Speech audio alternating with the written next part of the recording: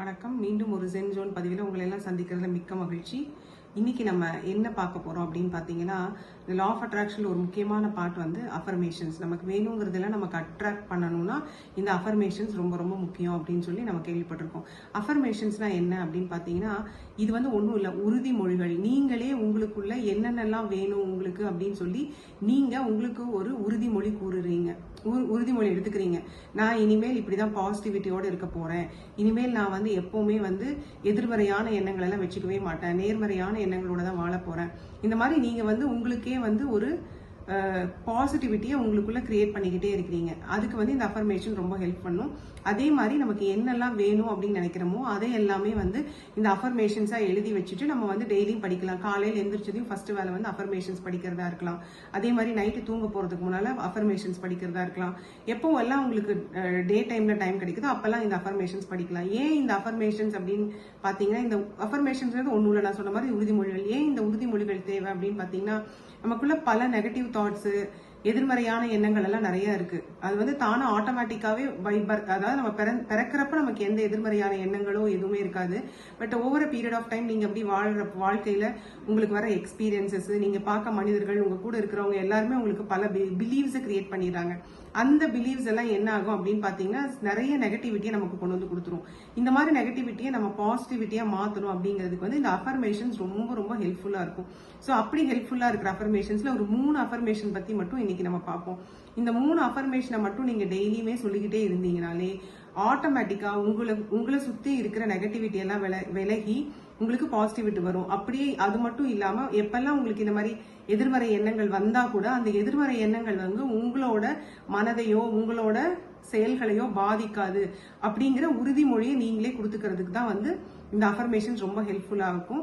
இது வந்து என்ன அப்படின்னு பாத்தீங்கன்னா, முதல் அஃபர்மேஷன் என்ன பாத்தீங்க, ஒவ்வொரு நாளும் ஒவ்வொரு பொழுதும் நான் முன்பை விட மிகச்சிறந்தவனாக இருக்கின்றேன். இது வந்து ஒரு அஃபர்மேஷன், ஃபர்ஸ்ட் அஃபர்மேஷன்.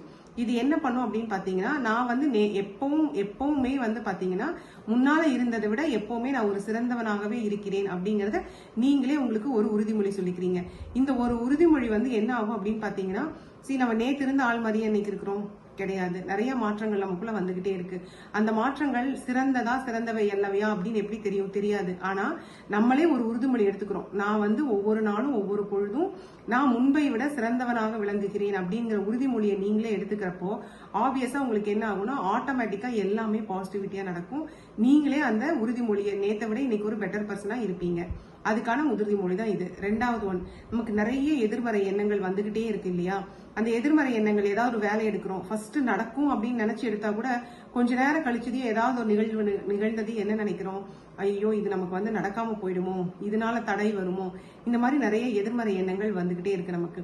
இந்த எதிர்மறை எண்ணங்களை போக்குறதுக்கு ஒரு ரெண்டாவது அஃபர்மேஷன். இது என்னன்னு பாத்தீங்கன்னா, எதிர்மறை எண்ணங்கள், எதிர்மறை ஆலோசனைகள், எதிர்மறை பரிந்துரைகள், இவை அனைத்தும்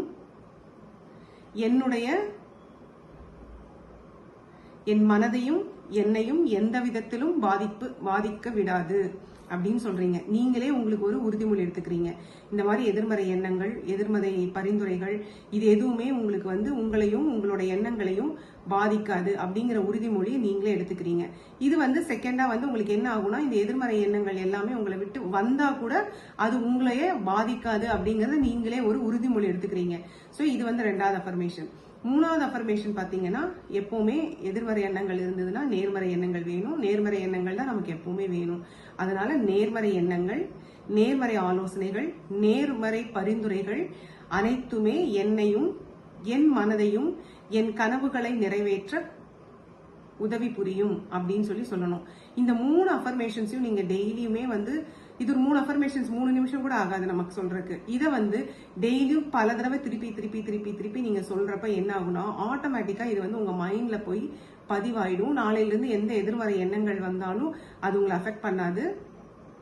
நேர்மறை எண்ணங்கள் வந்ததுன்னா அது உங்களுக்கு ஒரு மகிழ்ச்சியும் ஒரு நல்ல சக்சஸையும் உங்களுக்கு வந்து கொண்டு வந்து கொடுக்கும்.